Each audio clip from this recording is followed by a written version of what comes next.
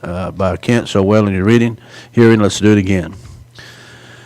For this reason I left you in Crete, that you should set in order the things that are lacking and appoint elders in every city as I command you.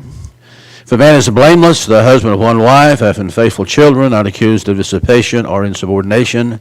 For a bishop must be blameless, as a steward of God, not self-willed, not quick-tempered, not given to wine, not violent, not greedy for money, but hospitable, a lover of what is good, sober-minded, just, holy, self-controlled, holding fast the faith as he has been taught, that he may be able by sound doctrine both to exhort and convict those who contradict. If you look at the very last page of the handout, you'll see that. Seems like the sound is coming and going. Is that okay? Can you hear me right now? Okay. If you look at the last page, you'll see on the left column, 1 Timothy chapter 3, those qualifications are listed there. Titus chapter 1, it's got, for example, above reproach, blameless, the second entry there. So this is a pretty good outline. Most of them are repeated. You can see when. And what I've done is I've gone through my outline. I've used the listing, first of all, in Timothy, as the approach is my listing of these qualifications. That's how I came about with that. All right, last week we were finishing up on number 8, must not be given to wine, as we mentioned as we concluded. The bad thing about any alcohol, it turns off your conscience. It doesn't take very much alcohol at all before it influences your conscience. It's hard enough as an elder to make good decisions with a sane and sober mind than to make it even harder to have something that would influence, that would limit its ability to make wise decisions. So we should be able to understand why that would be a requirement. Number 9, must not be violent. This is the one that I think, or at least I've grouped them together, some of the qualifications. Not quarrelsome, not a striker, not a brawler or pugnacious, but gentle, patient, not quick-tempered, is the way it's listed in Titus chapter 1, verse 7. That makes sense.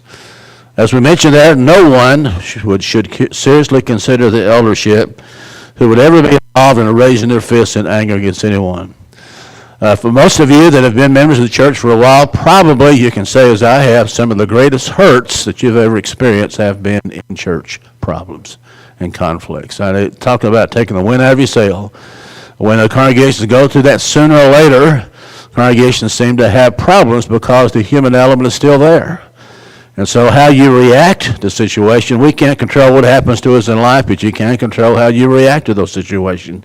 Someone who would be a leader of God's flock cannot be violent, quarrelsome, someone who would raise their fist or have any kind of incite any physical violence on anyone, but instead, up last Sunday night, what's the very first of 15 identifying characteristics of love? In 1 Corinthians chapter 13, what's the first one?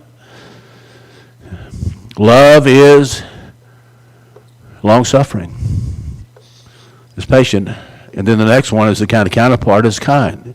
People that are going to be elders need to have people who have not a short fuse, but a long fuse. Gentleness, point number E, can open the eyes and hearts of people who can still be influenced by goodness. As we mentioned so often, 1 Peter chapter 3, verse 15, sanctify Christ as Lord, always been ready to give an answer to every man that asks you a reason, with the hope that lies within you, with meekness, or gentleness and fear. Galatians chapter 6, verse 1, brethren, if any man be overtaken in a fault, ye which are spiritual, go seek to restore such one in a spirit of gentleness. I don't know anybody that loves to be screamed at. And we all make mistakes, so how do you want to be approached? Most people would understand, would receive more quickly the advice or correction of someone who keeps it gentle in nature. Now, there are times, look at Matthew chapter 23, our Lord in the most scathing rebuke ever recorded in the Scriptures against the Pharisees. They deserved that. It had been coming for 3 years. They had fought every step of his way on the way to the cross and beyond, and they deserved what they got. So it would make sense to, number 9, not be violent. Number 10, he must not be greedy for money. Verse in Titus talks about, or verse 3, not covetous. Luke 12, verse 15, for one's life does not consist in the abundance of the things he possesses. Is he a lover of things, or is he a lover of people? If he's concerned about things. I wonder what the agenda would be. In meetings, it wouldn't be about people, permissiveness, possessions.